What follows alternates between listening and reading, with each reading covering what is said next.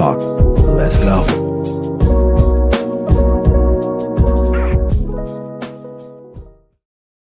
What's up, everyone? It's me, your boy Ryan Flowers, aka Clutch Sports Talk, and welcome to another edition of NFL Matchups Live, man. This is it, the final week of the season. One game, Super Bowl 60 will decide it all between the New England Patriots and the Seattle Seahawks. I'll give you my thoughts on that game. But before we get there, I want to talk about Bill Belichick. I want to give you my thoughts on that. Did he get snubbed?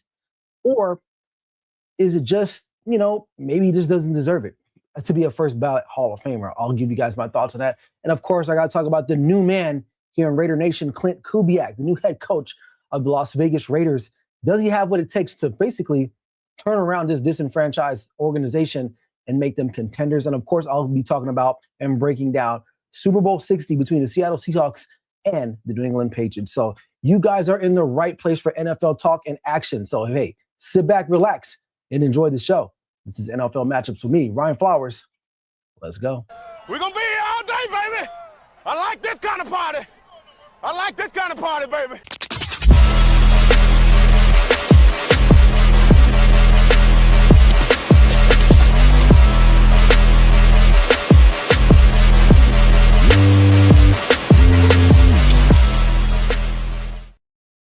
Welcome back in, man. Hope you guys are doing all right, man. It's Tuesday. I scheduled the show an hour later than typical because I had something I got to take care of, but I'm locked in, ready to go. But before we move forward on the show, make sure if you haven't already subscribed to my YouTube channel, you see it down there below, Clutch Sports Talk Podcast as well. Find me on the Grid Network and with the rest of my social media handles down there that you guys see below. And if you're watching on TikTok live right now, because I'm streaming dually right now, make sure drop the comments, get the likes up, man. Let's get to 1,000 likes if we can do that, and everything will be cool. And if you got comments too, hey, drop them in here right now on YouTube and Facebook as well as on TikTok, man. But let's get it going. So tonight, I want to talk about Bill Belichick first. Listen, the outcry is there. Did he get snubbed? Yeah, I think so. I thought he got snubbed, but before we get to that, right, let's think about it. Bill Belichick is clearly a first ballot Hall of Famer and, 6-time Super Bowl champion. I believe he appeared in 9 or 10 Super Bowls, if I'm not mistaken. Built multiple dynasties with different core players outside of Tom Brady, and we'll get back to Tom Brady in just a second. And he's known as one of the greatest defensive minds we've had in football, not just the NFL, but just in football. And also, when you think about game management, game planning, the weekly reinvention of his teams, and what I mean by that is that traditionally, some teams, they are what they are. If they're a running team, they're going to be a running team. But the brilliance behind Bill Belichick was that every week he would reinvent his team. And that made it very hard, for teams to prepare for those New England, those Patriot teams. So a lot can be accredited to him. In my mind, he is a first ballot Hall of Famer. There's no denying that for whatever reason, right? However, though, I am a person that likes to look at everything from every angle, and I'm going to give the perspective as to someone who Bobby doesn't think he should be a first ballot Hall of Famer. The first glaring thing that comes out to me, and we talk about Tom Brady, he struggled without Tom Brady, right? Bill Belichick, I believe, is like under 500 without Brady. Now, the argument can be made, a lot of people will be under 500 or will be above 500 with Brady, and without him would not be. Whatever. But the fact of the matter, Brady left, went and won a Super Bowl without Bill Belichick. And that's something that you cannot forget. It happened. It definitely happened. The other thing, the misses as a GM, because not only was he a coach, he was a GM too. He missed time and time again on the draft. He could never put together a decent offensive construction around Brady, especially towards the later years, right? Now they got lucky on a couple guys. They had Randy Moss come. They didn't win the Super Bowl that year. Obviously, he drafted Aaron Hernandez, Rob Gronkowski, all those other guys. But for the most part, when you look at his tenure, he didn't really draft a lot of great offensive players. So personally, I don't think that's enough to keep him out as a first ballot Hall of Famer. I think he is a first ballot Hall of Famer. Absolutely. But I'm just giving you my perspective of those who may think he probably shouldn't be. And I think a lot of it, too, boils down to just politics. Bill Belichick is known as someone that is, I would say he probably thinks of himself as an elitist. And when you come off as an elitist, it may rub people the wrong way. That's just a fact. And those who were voting, because I believe he got 40 out of the 50 votes that he needed, there were 10 people that thought that he probably did not need to be. And now, a lot of them probably couldn't even argue the fact of the stats that I provided just now. They probably just don't like the dude. And to me, that's not a fair assessment of why this guy shouldn't be a first-time Hall of Famer or first ballot Hall of Famer. So at the end of the day, he's a first ballot Hall of Famer. I don't want to hear the argument that he wasn't, because he should be. And we got some comments in here. We got my boy DJ Zamore. He says definitely first ballot Hall of Famer. He says Bucks were stacked. That was a plug and play team with any quarterback, right? I mean, granted, but the fact of the matter, it happened. Belichick didn't have any really success after the fact. Now, to be fair, the Buccaneers, after that 1 year, it kind of went sideways too, right? So remember, the Cowboys put Tom Brady out of his misery and ended his career with an ass whooping, for sure.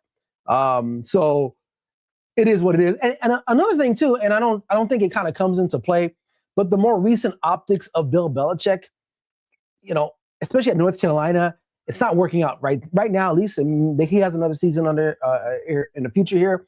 I don't think that should play a say in which he should be inducted to the National Football Hall of Fame. But it's not looking good. It's not looking good. So is he a first ballot Hall of Famer? Absolutely. No doubt in my mind.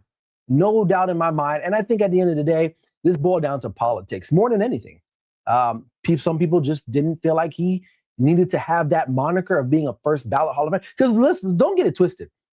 Being a Hall of Famer in itself is just one of the most prestigious honors that you can have in any profession that you partake in, whether it's professional sports, business, whatever the case may be. But then to be a first ballot Hall of Famer, that puts you in a whole nother tier or echelon of individuals. It's like the best of the best. And he should be in there because he's won. He's won a lot. 6 Super Bowls, 9 appearances. The man did a lot of winning. So voters, that's why, it's all subjective. And if you rub people the wrong way, and we can go back in the annals of history.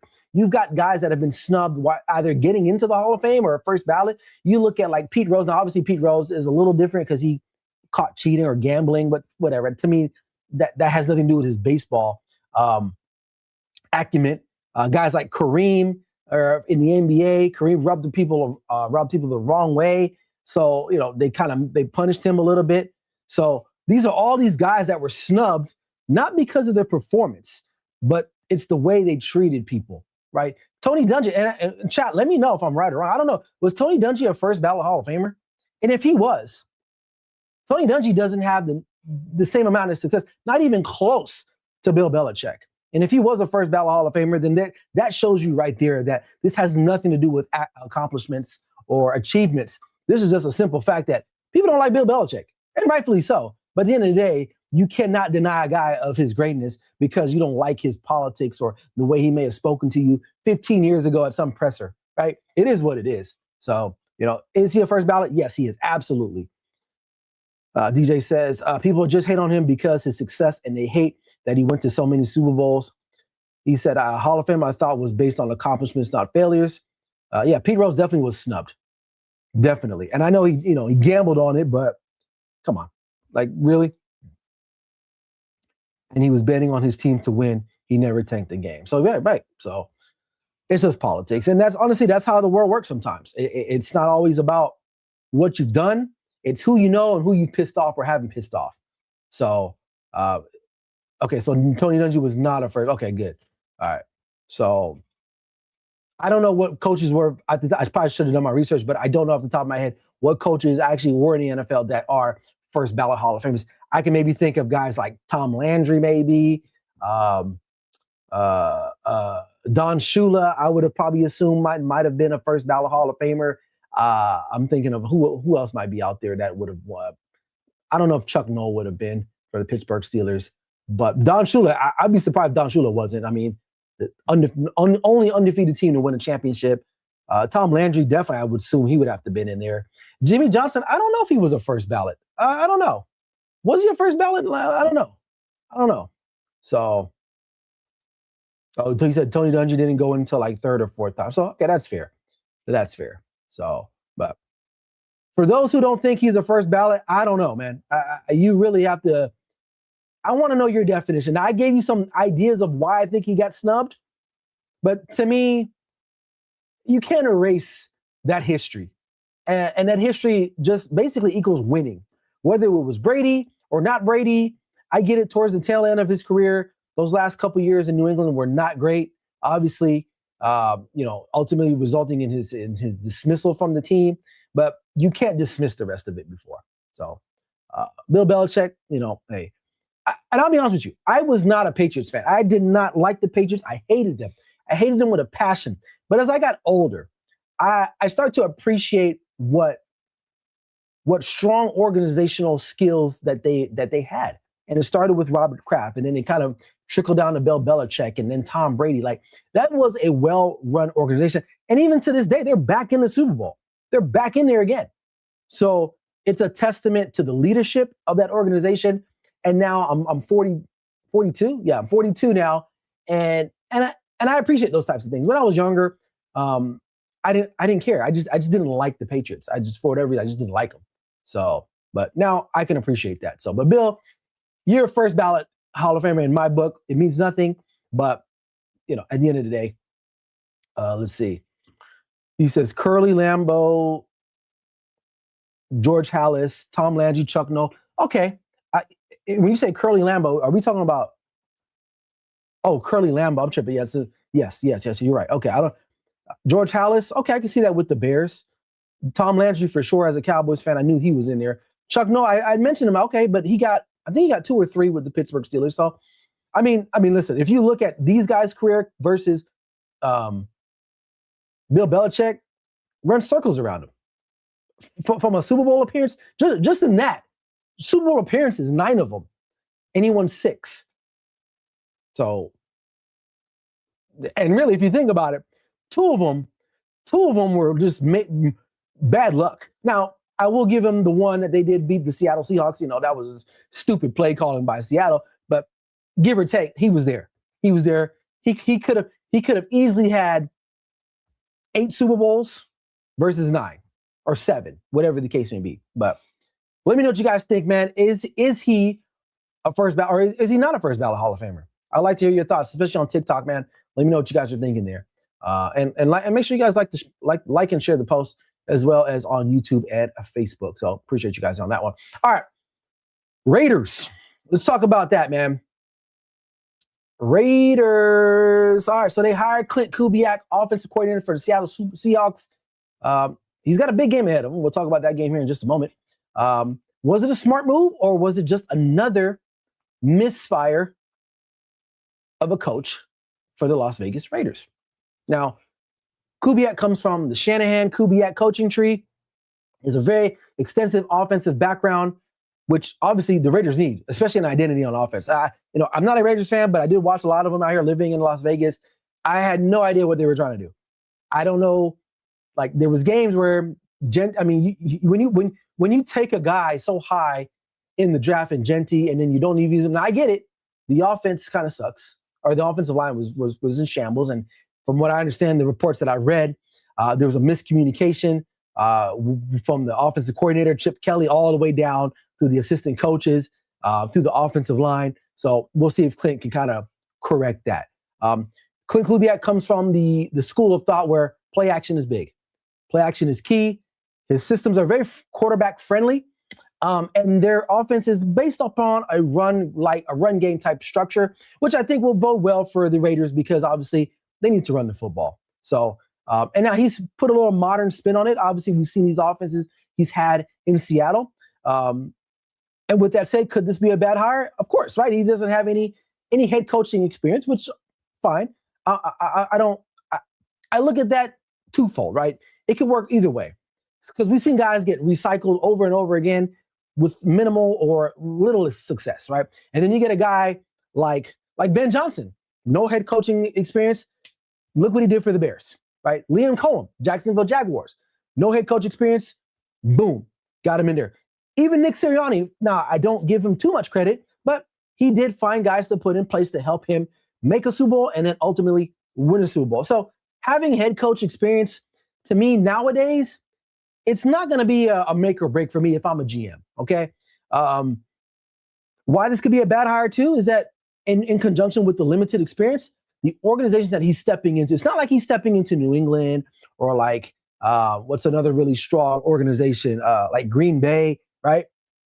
Or even Baltimore. You're as a rookie head coach, you're coming into an organization that has a lot of turnover, a lot of chaos, instability, all those things.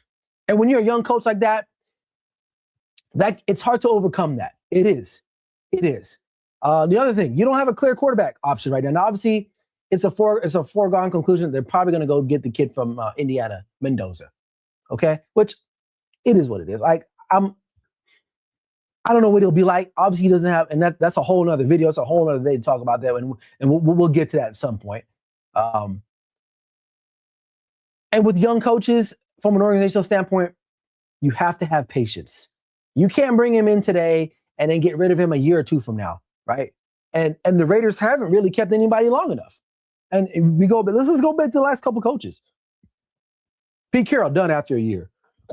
AP, he was the interim, and then he got a full year. He was done, right? John Gruden.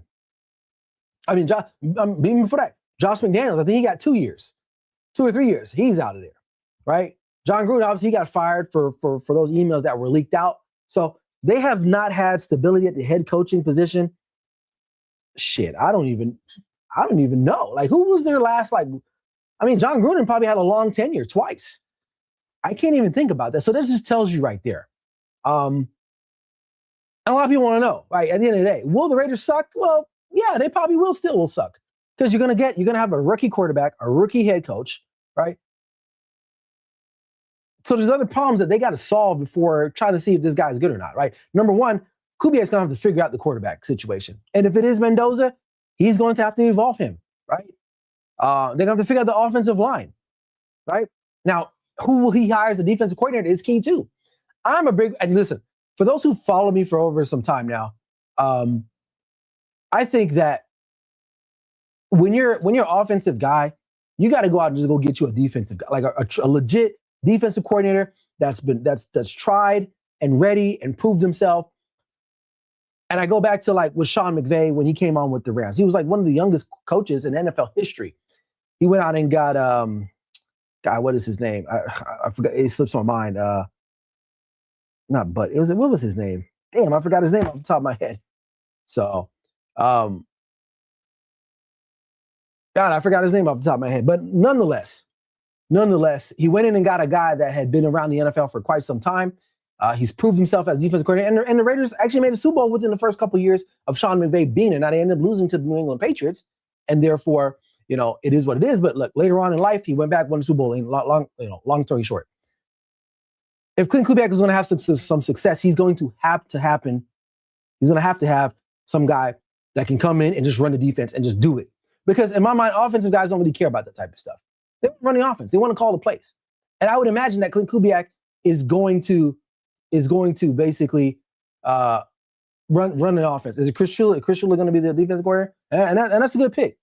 So, but at the end of the day, is it fair to say that he's going to be bad in his first year? I mean, it's going to be tough.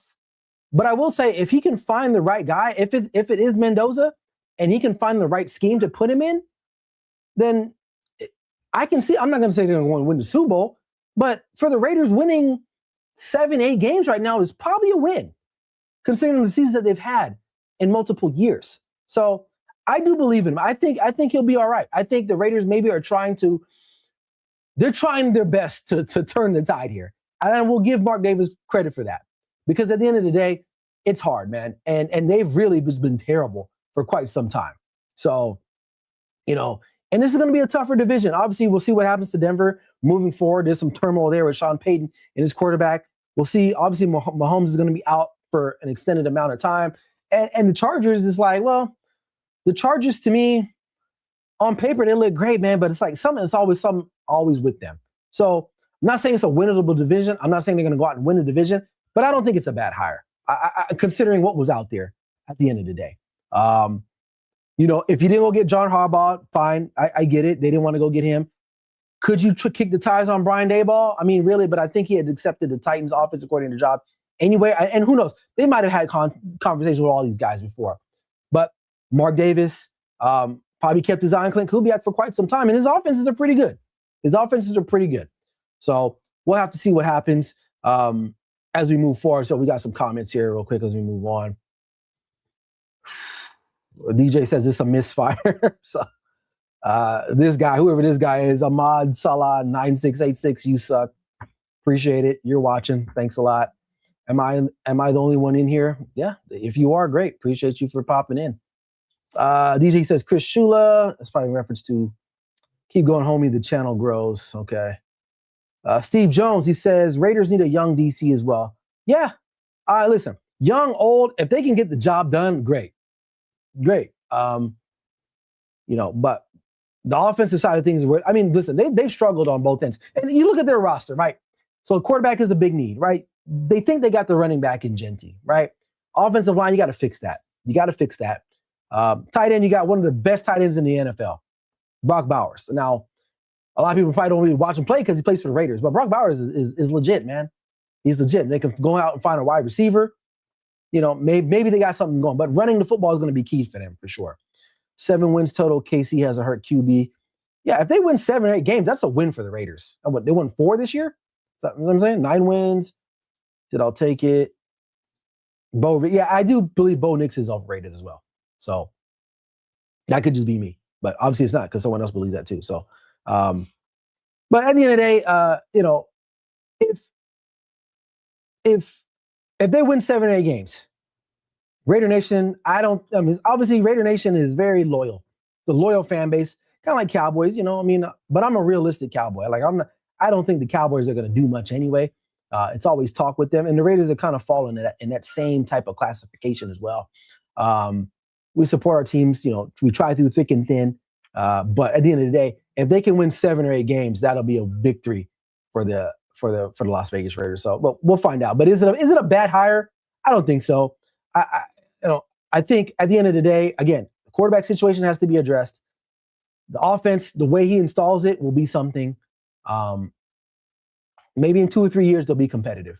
So, but it's going to take baby steps. And so, but again, you look at the situation. Chicago's the prime example, right? Now I know Mendoza is not Caleb Williams, but Ben Johnson, again, first-time head coach. Clint Kubiak, first-time head coach. Both have prolific offenses where they're coming from. If he can come in and just kind of make things somewhat decent, manageable, and let's be honest, Geno Smith sucks. I mean, he turned the ball over so often that it was just he's going to give you like 3 or 4 picks a game. And you can't win football games like that. I don't care who you are. You can't overcome that every week in and week out. So, all right, moving on. Let's get down to the big game here.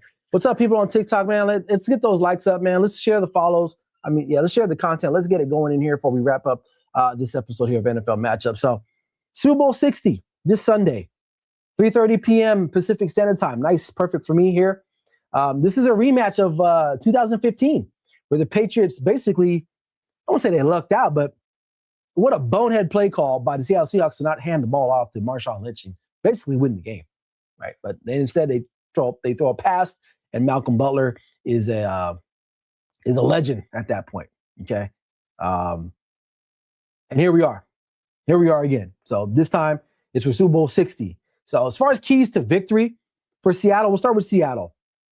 Defense has to set the tone early. They cannot allow Drake May in that running game to get going early because it's gonna affect them. It's gonna affect them. This defense is best when they can pin their ears behind their back and get after the quarterback. So this is the most elite defense outside of, I think the Texans defense is probably slightly a little bit better, or they hit a little bit more. But it's out. I mean, you're talking about 1A, 1B, but I digress. This unit for Seattle is elite, and they will have to generate pressure on the outset of the game. And they're going to have to force Drake May into some situations where he will force himself into mistakes. Because Drake May, although he's been pretty good this year, right? He's an MVP candidate. He might win it. He's been prone to some like weird turnovers. So if they can get to him early and force those turnovers, then they are cooking. Now, the second thing, the run game. Kenneth Walker. With Charbonnet out, Kenneth Walker is going to have to basically pick up the load. And this is a very good New England Patriots rush defense. Look up the stats. They're about, I think, want to say top 5 in those types of categories, at least in the running game. So this ain't going to be just hand the ball off to Kenneth Walker and watch him gallop down the field. They're going to have to earn every yard that they get with this against this New England Patriots defense. So, but the point is that they're going to have to run the football. They're going to have to go on long, sustainable drives, kill that clock, and keep the ball away from the Patriots offense. Guys like Drake May, Kayvon Butte, Stephon Diggs, all those guys, those weapons that they got on the outside of the ball, keep the ball in their hands and you got a chance. And finally, for the defense, listen, limit the big plays. Limit the big plays, and they got to have big plays themselves. So Seattle thrives when they force teams to one-score games. So turnover and field position will be huge for this Seattle defense in order to win the Super Bowl, which I think it's very possible because I think this opened up, but the line kind of moved. I believe when I saw it first, it was like -2.5. Now I believe it's up to -5.5, if I'm not mistaken. So obviously a lot of people think that Seattle's going to win this game probably, right? So, and at the end of the day, when it boils down to this, it's gonna come down to this defense and Sam Darnold too, to a certain extent. Sam Darnold looking pretty confident in that NFC Championship game against the Rams. Phenomenal game. Listen, I'm not willing to say that he'll never have a bad game in a big moment because that's kind of been the thing with Sam Darnold. And a lot of people up until that NFC Conference Championship game were like, well, he's gonna choke, and the Rams will be able to exploit that, and they're gonna move on and whatever, right? But he didn't choke. Actually, he stepped up, and now he's playing for a Super Bowl. So, but keys to victory for the New England Patriots: balanced attack, kind of like Seattle. You want to run the football, you want to pass the football as well. Drake May is going to have to not make those mistakes, and fumbling has been an issue with Drake May too. I've noticed that through the course of some of the games that I've witnessed from him.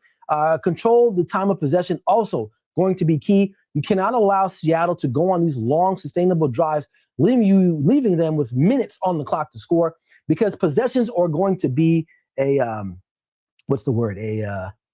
a variety, but at a premium, because both defenses are pretty good.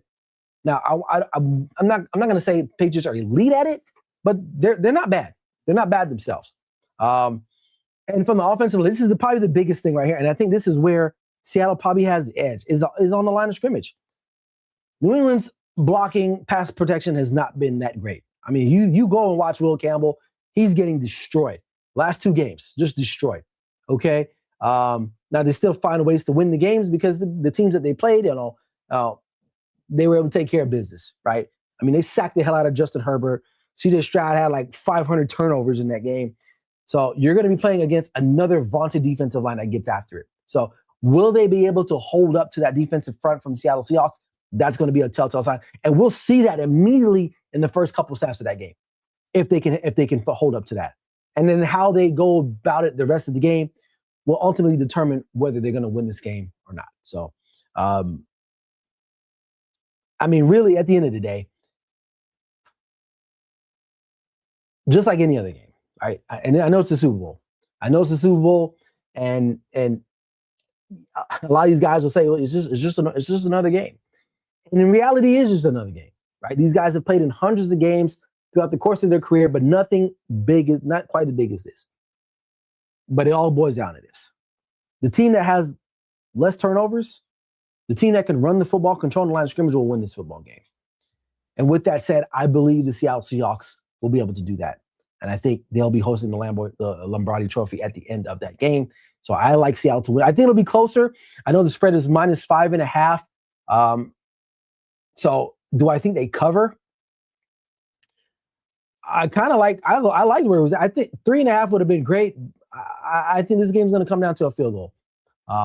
But I wouldn't be surprised if Seattle wins by a touchdown too. But I do like Seattle. I think there's a couple things that went into this, and like I said before, the turnovers, but really it's the offensive line and the pressure that they can generate. I think is going to pay dividends for them, and I think Sam Darnold's going to have a really good game, and I think Drake May will have a good game.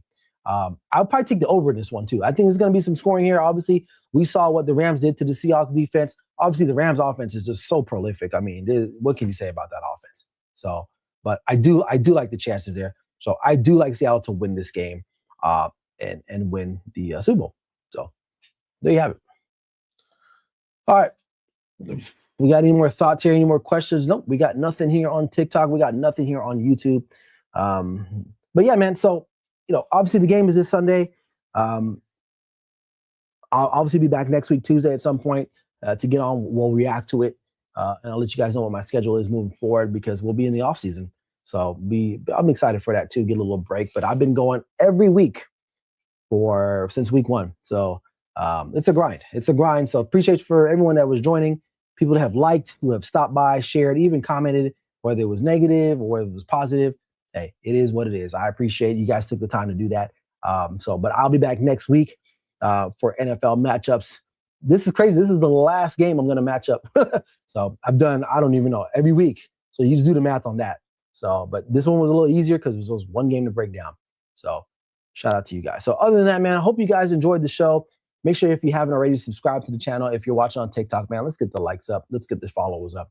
Other than that, I will see you guys next week. So enjoy the game. This is your boy, Ryan Flowers, a.k.a. Clutch Sports Talk. Like I always say, never settle till the work is done. We'll see you guys next week. Peace.